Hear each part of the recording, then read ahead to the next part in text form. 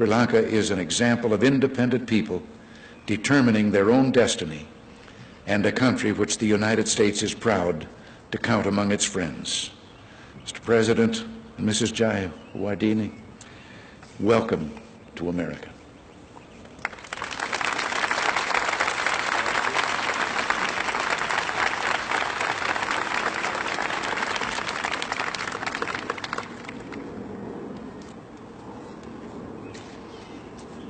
President Reagan, Madam Reagan, ladies and gentlemen, I am glad that Mrs. Jayawardhana and I were able to accept the invitation extended by Mrs. Reagan and you to visit your great country.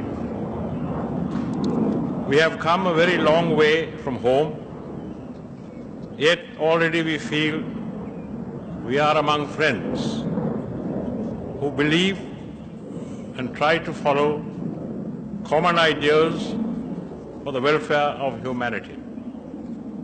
This is not our first visit. We came in September 1951 to your West Coast to attend the Japanese Peace Treaty Conference held at San Francisco. I came as my country's representative.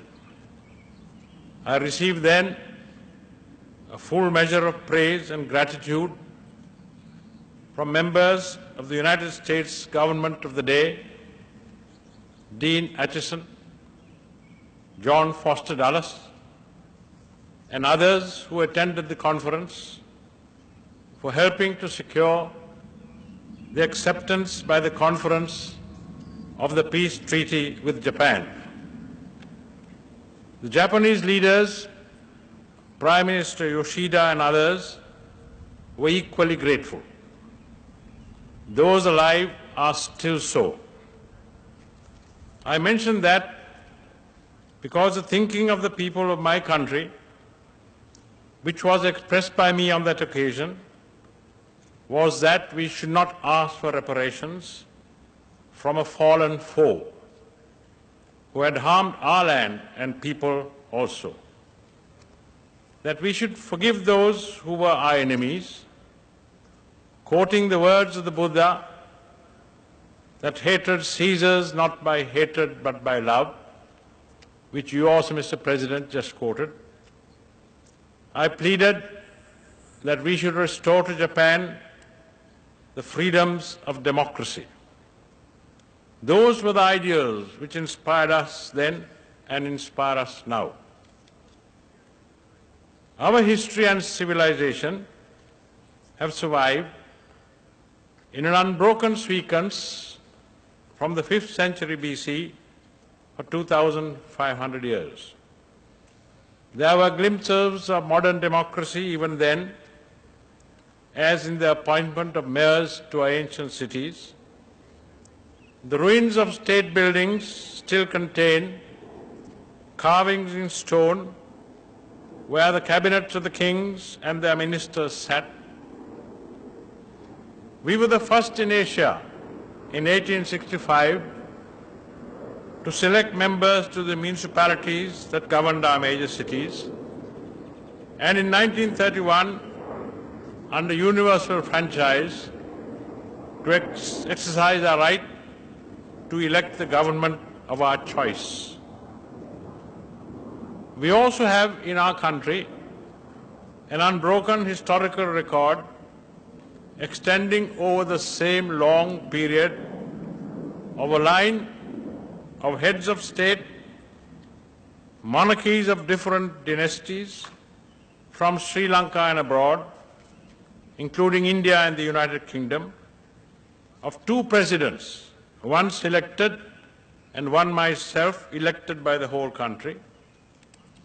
I happen to be the 193rd in the line of heads of state from 483 BC to date. In our modern history, we cannot forget the contribution made by an American, Colonel Olcott, when he helped the Buddhist leaders of Sri Lanka 100 years ago to establish a movement for the revival of education through schools owned and managed by the Buddhists themselves, and thus laid the foundation for the revival of Buddhism and the movement for freedom. The United States of America, since it was born out of a revolution which freed it from foreign rule, has not been known to be hankering after territory or supporting imperialism. Sri Lanka has been for 53 years a practicing democracy, where the freedoms of speech and writing, of electing governments by universal franchise at regular intervals, and the independence of the judiciary and of the opposition are safeguarded. Fundamental rights which are justiciable are guaranteed under the Constitution. Though there are occasions when emergency powers have had to be exercised, fundamental freedoms remain intact. Democracy, Mr. President, cannot, however, live and survive on a diet of words alone. The people require food for their stomachs, clothing for their bodies, and roofs over their heads. In the non-aligned world of developing nations, which covers the whole of Central and South America, the whole of Africa, the whole of Asia, from the Mediterranean Sea to the seas of China and Japan, there are very few countries which could be called a democracy, such as is your country. Ours is one. That is why the assistance that developing nations of the world receive from the World Bank and the International Monetary Fund is appreciated, though there are many matters on which we feel there should be change to help them to exist as free countries. We in the developing world have problems similar to those who live in the developed world. We have deficit budgets, high interest rates, overvalued currencies, and unstable exchange rates. These are the classical examples of the symptoms that affect both the developed and developing nations.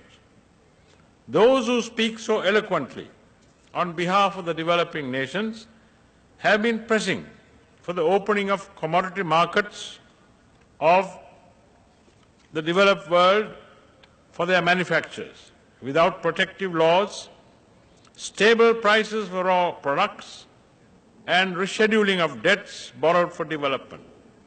Consider these requests, Mr. President, with sympathy and generosity. In our own case, with the aid received, we have been able to commence and have almost completed the largest development program which in our long history has ever been attempted by king or president. A program possibly unequaled in magnitude by any development program in any country in the contemporary world or earlier. This was possible due to the efforts of my government, which was elected to office in 1977 in an election conducted by our opponents, the previous government. We obtained 51% of the votes and won 5/6 of the seats in the legislature. And subsequently since then, we have won 5 elections, including the presidential election, by-elections, district council elections, local elections, and a referendum. We have, however, our problems. Some of them are unique to our country. Excessive rains, sometimes floods, landslides, cyclones, some common to all countries, but still difficult for us to bear. Another, and a modern problem, and one of universal occurrence today, is terrorism. This happens in the extreme north of our country, where a group of misguided people of Tamil birth, who were favored by the American people in the latter half of the 19th century by the erection of schools and hospitals, seek separation from a united Sri Lanka. There are more Tamils living in the east and among the Sinhalese, the major community, than in the regions that seek separation, who do not support them. My party holds 10 out of 12 seats in the eastern province, which separatists seek to join to the north.